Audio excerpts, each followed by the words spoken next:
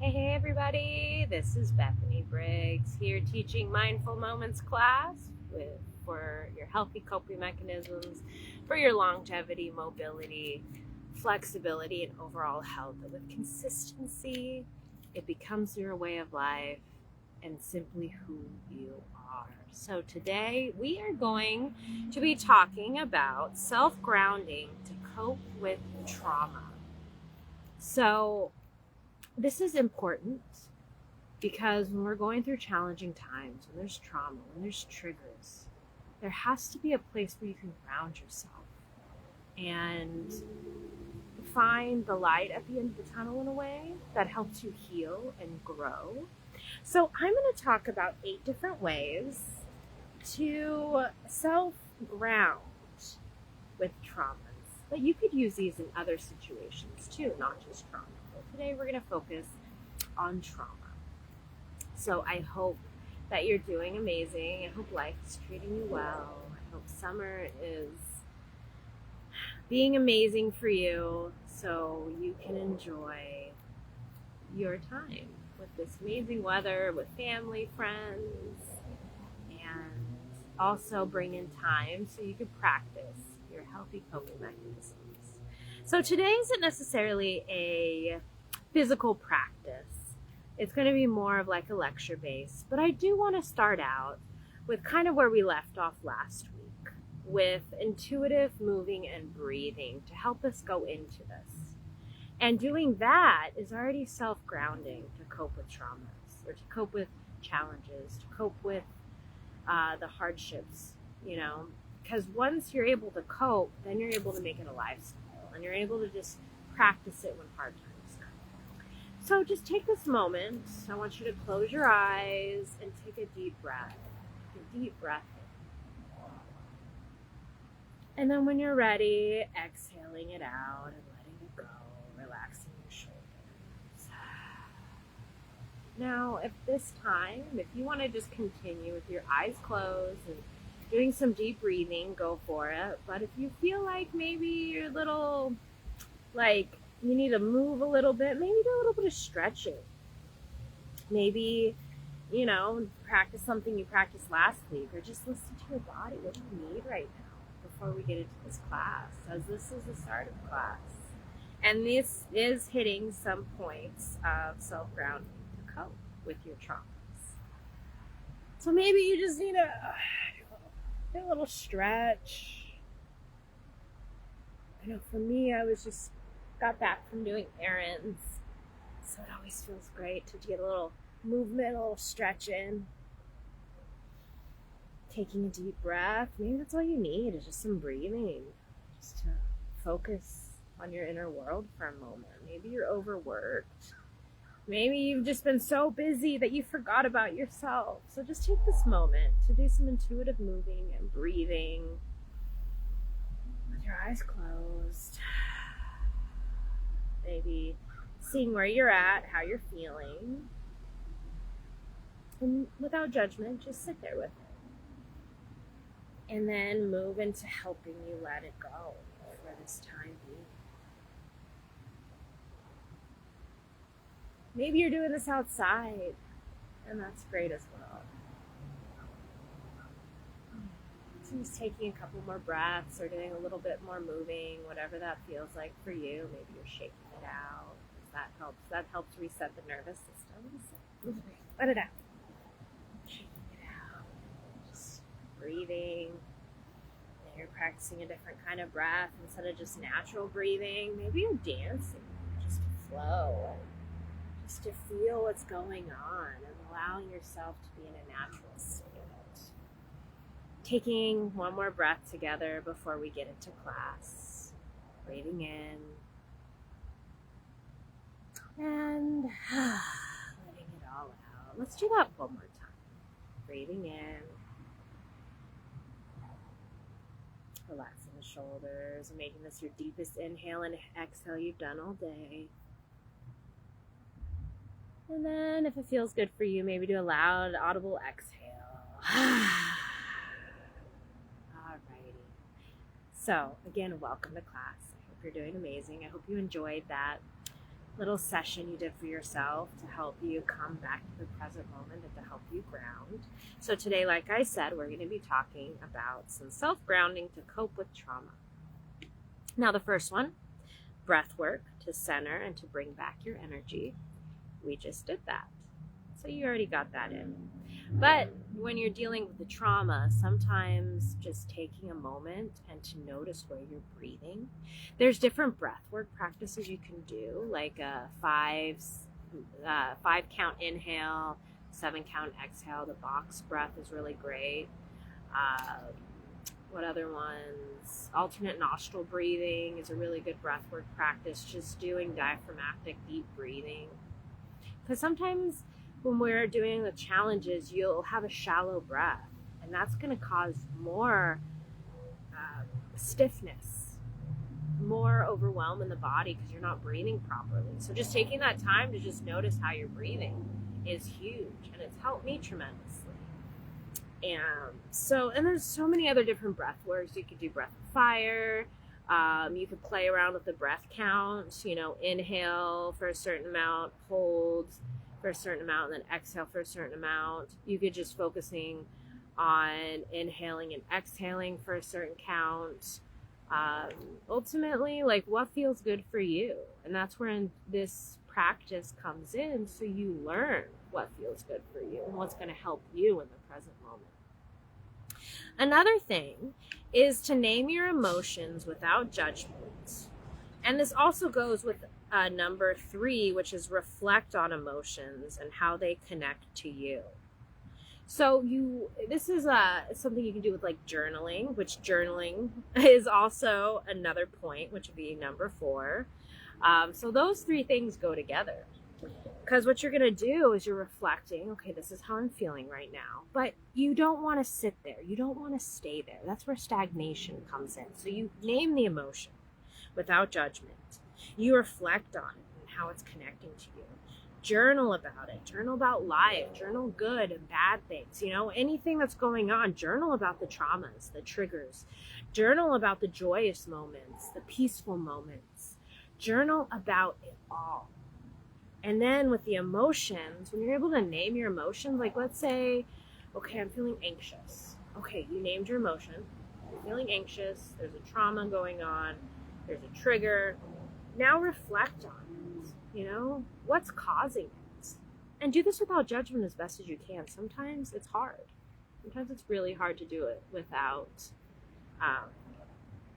having that judgment. But with practice and progress comes, and then you're able to identify, okay, this is the emotion. You reflect on it. How are you connecting to it? So let's say you're feeling anxious right now. Okay, why?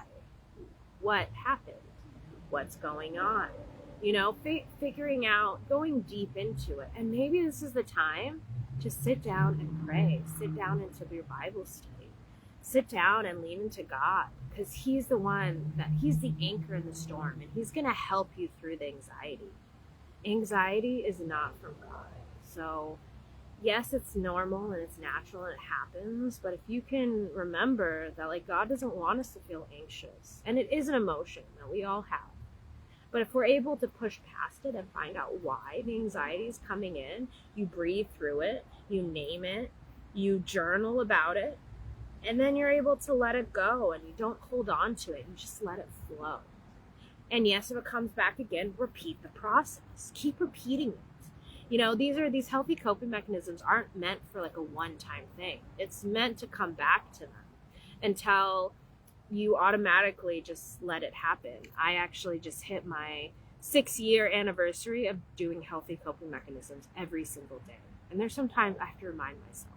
And so that reminder can be a post-it note. Have you breathed today? How am I feeling? And that's why some of these daily posts that I do have like gratitude, because gratitude is a great way to shift your emotions if they're a negative emotion, to help you bring yourself into the positive, to bring you to see the beauty in life.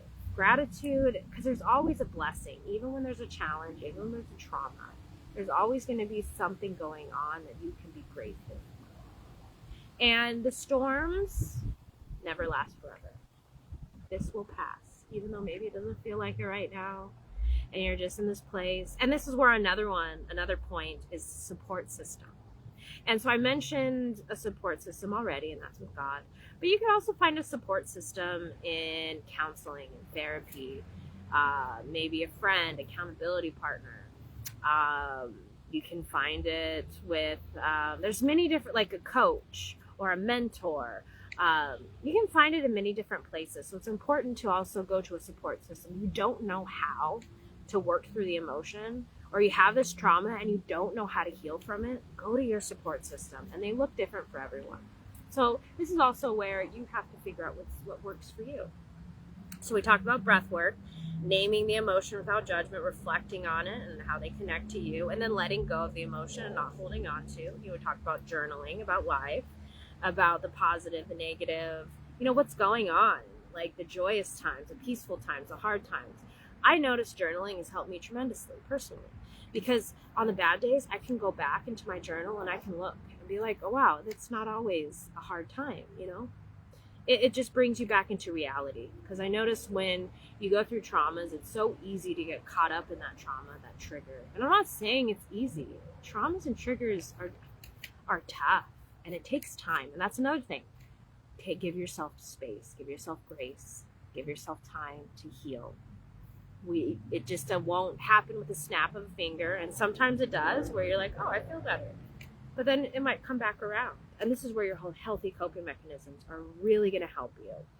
And nature time is another one, and that's what I'm doing right now. So are you doing that as well? If not, get some nature time. Just sit outside, look at the sky, look at the for the different animals that are around. Just spend that time, go for a walk.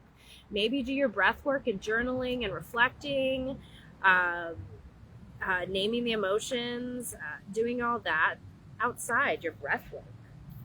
And this also goes into meditation and stretching or yoga. That's also healthy. That's a coping mechanism to help you with traumas.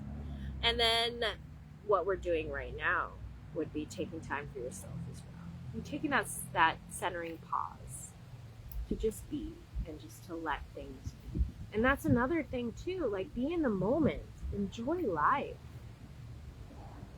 We get so caught up and do go, do this, do that sometimes we forget to just be in the moment. And this is also where gratitude comes in. I think it's important to practice gratitude every single day. I know I do, and it really helps. And I speak these things from personal experience, but also in ways that it's helped, like past clients, friends, family, as well, me seeing it in other people's lives. So to go down the list real quick for self-grounding to cope with traumas, we got breath work, as it helps us center and bring your energy back, among other things. Nature time, support system, meditating, yoga, or stretching, taking time for yourself, journaling about life, regardless of what's going on. It's like it helps you just get it out. It helps you vent.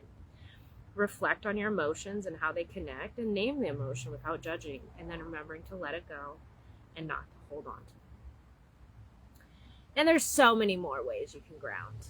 So many different ways. I would love to hear the ways that you have, but these are just 8 different ways, to help. And I do have some notes that will go up, not in the exact order that I did them in class today, but there will be some notes so you can save it, if that helps.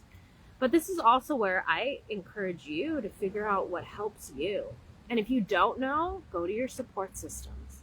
Maybe write a list, journal about it. And it's important to do that. Go to God, pray, find a church, do Bible study, breathe and just be. Because we're in the present moment, we can change things. Because that's the only place you can change. And change is constant. And just remembering to take care of yourself, because you matter. And no one's going to do it for you. So that being said, that is class today. So let's end class as we began class. And let's just take a moment. Maybe you just want to take a deep breath and think about some gratitude. Maybe you just want to breathe. Maybe you want to shake it out. Maybe you want to dance. Maybe you want to stretch. maybe you just want to sit and meditate for a few moments while we close out class. Breathing in and breathing out. Breathing in. And when you're ready, breathing out. Let it go and let it flow. Breathing in and breathing out. Thank you for coming to class, guys. I hope you enjoyed. I'll be back next Thursday with another mindful moments. And I hope you have an amazing day. If you're going through a hard time, breathe. Practice your coping mechanisms, your healthy coping mechanisms. And I'm going to emphasize healthy because there are unhealthy coping mechanisms that are not going to help you heal and grow and expand and push past where you're at to get yourself out of that comfort zone. So you can see that life is beautiful. There's going to be hard times, and it is part of life, which I wish I could say, oh no, we're not going to have hard times, but it is part of life. But we have ways to help us through. So dear Lord, I just pray that you be with everyone that came to class today. I pray that you touch them, guide us, lead us, and show us the way. If there's individuals dealing with a hard time, I pray that you comfort and support and guide them. If someone needs healing, I pray for healing upon those individuals. And I pray that you be with us, show us, guide us, lead us. Holy, most precious name of Jesus. Amen. All right, guys. I hope you have an amazing day. That's class for today. And homework. Come back to this class. Practice your healthy coping mechanisms. Actually, today for encouragement, I put a whole list of different healthy coping mechanisms. So examples, along with what we did here. So I just hope and I pray that you find peace and you have a restful day. Hello, Jessie. Thanks for joining. I hope you have a beautiful day. I encourage you to come back and replay this class as many times. And then also I'll be posting some notes up. I'll see you next Thursday live. And remember, you got this. And breathe and be. Thank you again for joining. I appreciate you guys. If you found this to be useful, share it with others. Share with others. Because you never know who it might help. And I will see you next time for Mindful Moments with me, Bethany Briggs, where I teach healthy coping mechanisms for your longevity, mobility, flexibility, and your overall health. Sending you guys so much love. I hope you have a blessed day. God bless you, and I will see you soon.